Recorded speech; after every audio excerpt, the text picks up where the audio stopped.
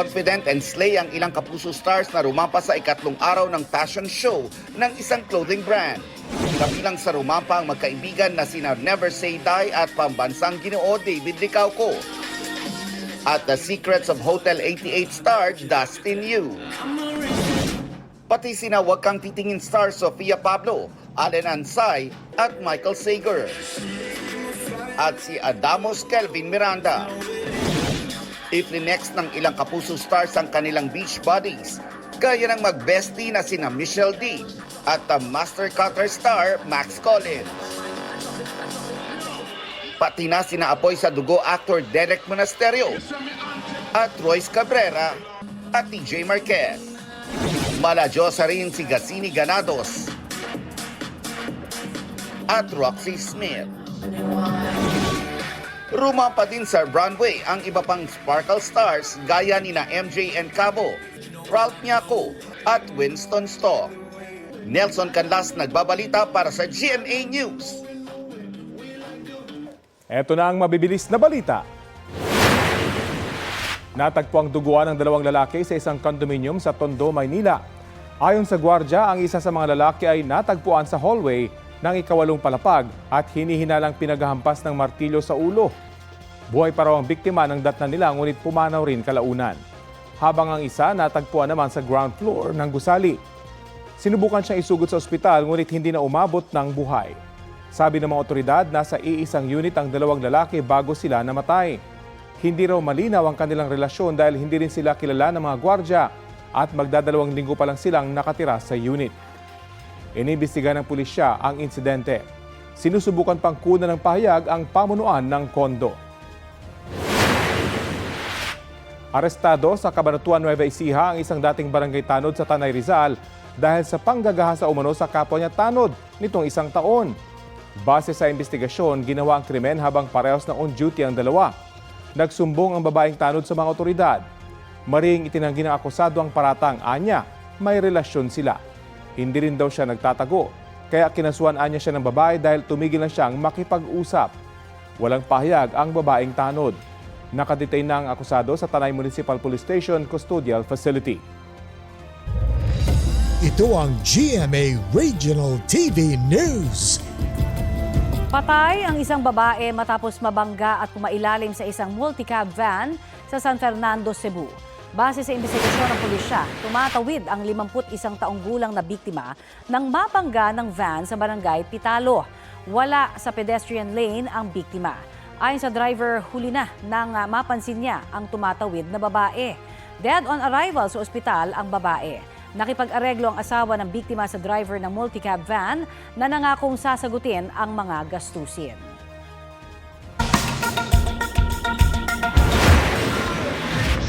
Huli kamang dalawang skydiver na may hawak na mga watawat habang naglalanding sa isang stadium sa Virginia sa Amerika. Ligtas na nakababa ang isang skydiver habang ang isa tumama at sumabit sa scoreboard sa gitna ng isang college football game. Naibaba siya nang dumating ang emergency crew na may dalang aerial ladder. Ayon sa Virginia Tech, walang tinamong sugat ang skydiver. Nagpaliwanag na sa National Police Commission ng pulis sa viral video ng banggaan ng isang PNP coaster at EDSA carousel bus. May ulat on the spot si Ian Cruz. Ian? Yes, Connie, matapos magbanggaan ng isang passenger bus at coaster ng PNP sa EDSA bus carousel at ipatawag ni Napolcom Vice Chairman at Executive Officer Rafael Vicente Calinisan ang sangkot na pulis, humingi ng pasensya si Police Chief Master Sergeant Jennifer Bredico sa nangyaring aksidente. Nabatid na pupuwasan na siya ng pasahero para sa libreng sakay ng pulisya kaya pumasok sa EDSA busway. Ikinuwento naman ng bus driver na si Jesse Solidad sa Napolcom ang nangyari matapos na aksidente na kinasasangkutan nga ng PNP coaster sa EDSA. Sabi naman ng uploader na si Marian Ramos, kinuna nila ng video ang nangyari matapos ang banggaan dahil nagsisigawan na raw ang bus driver at sangkot na pulis. Git naman ni Bredico, labis ang kahiyang inabot niya, pamilya at mga klase dahil sa mga negatibong komento na natanggap niya sa social media. Ayon kay Napolcom Vice Chairman Calinisan, nagsasagawa na sila ng motu proprio investigation laban sa pulis. Isang malaking kahihiyan daw ang ginawa ng alagad ng batas. Sana raw ay nagpakumbaba na lang at humingi ng pasensya ang pulis sa nangyari. Pinagpapaliwanag din ng NAPOLCOM ang traffic sector na nag-imbestiga sa aksidente na kinasasangkutan nga ng bus at isang PNP coaster. Nakalagay daw sa report na may amicable settlement na pinasinungalingan naman ng bus driver. Tinawag pa na bogus report ni Kalinisan ang report ng Traffic Sector 3. Balik sa iyo, Connie. Maraming salamat, Ian Cruz.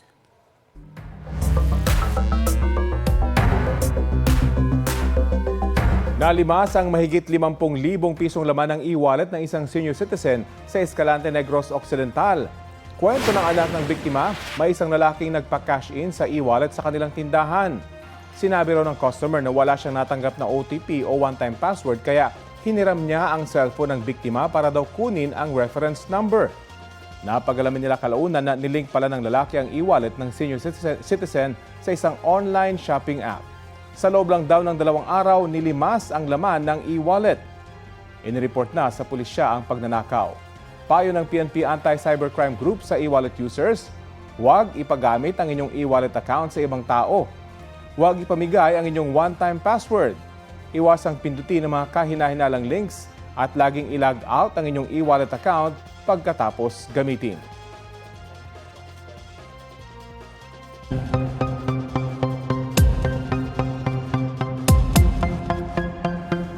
Mainit na balita, nagbigay ng update si Pangulong Bongbong Marcos ngayong umaga tungkol kay dating Ako Bicol Party List Representative Zaldico na nasa custody pa rin ng Czech Republic matapos maaresto nitong nakaraang linggo.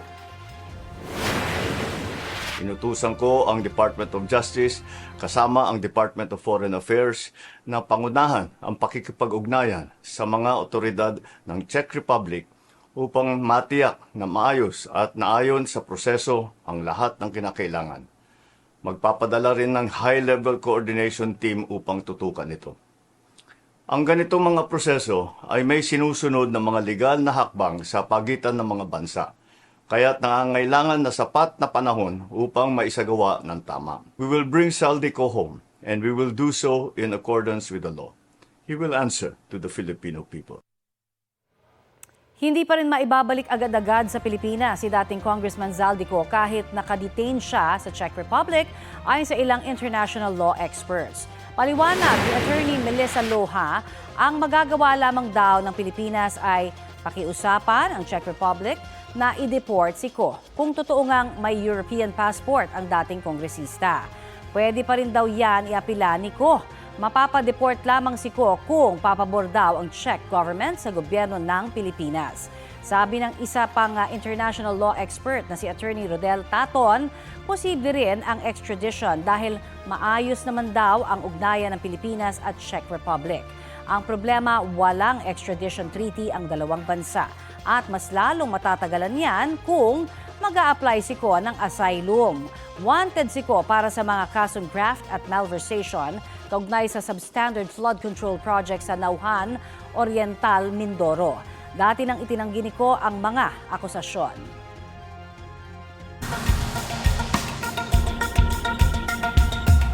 Mismong tatay nila ang pumatay sa 7 bata sa mass shooting sa Louisiana sa Amerika. Ayon sa pulisya, natagpuang walang buhay ang mga bata sa kanilang bahay. Isa pang minor de edad ang nasawi habang tinatangkang tumakas. Matapos ang pamamaril, tumakas ang gunman gamit ang kinarnap na sasakyan. Hinabol siya at napatay ng mga pulis. 2 babae naman ang ginagamot sa ospital matapos ding barilin. Isa sa kanila ang misis ng gunman. Patuloy na inaalam ng mga otoridad ang motibo sa krimen. Itinuturing nila yung bilang insidente ng domestic violence. Balik po tayo sa balita sa bansa. Kinumpirma ng Civil Aviation Authority of the Philippines ang emergency landing ng isang eroplanong mula Dumaguete, Negros Oriental papuntang Maynila. Sabi ng CAAP, nag-emergency landing kahapon sa Iloilo International Airport ang eroplano dahil sa pressurization issue. Sa kuha po sa loob ng eroplano, ibinaba ang oxygen masks para sa mahigit 100 pasahero. Ayon sa CAAP, maraming pasahero ang humiling ng medical assistance pagbaba ng eroplano. Maayos na raw ang kanilang lagay. Patuloy na iniimbestigahan ng CAAP ang insidente. Sinisikap ang kuna ng pahayag ang airline ng naturang eroplano.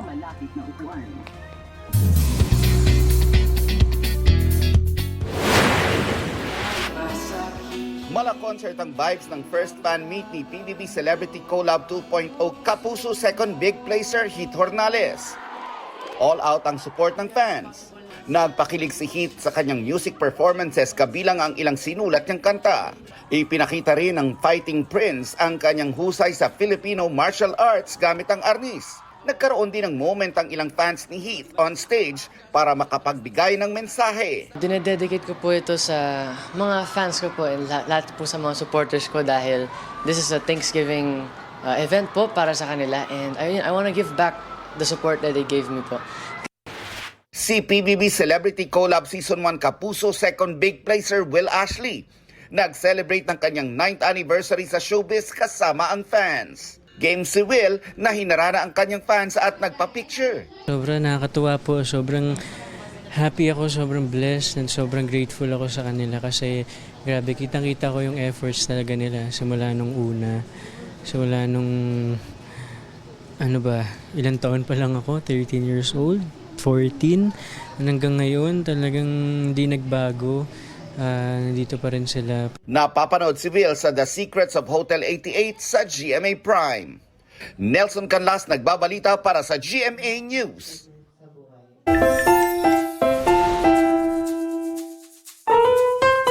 All in sa preparation ngayong tag-init ang isang grupo ng magkakaibigan sa kanilang beach trip.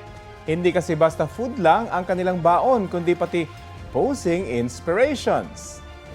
Ayan, over po sa pa-reference ang grupo ni na newskeeper Nior Luega na may pa-print out ng iba't ibang pose para po sa kanilang photo op.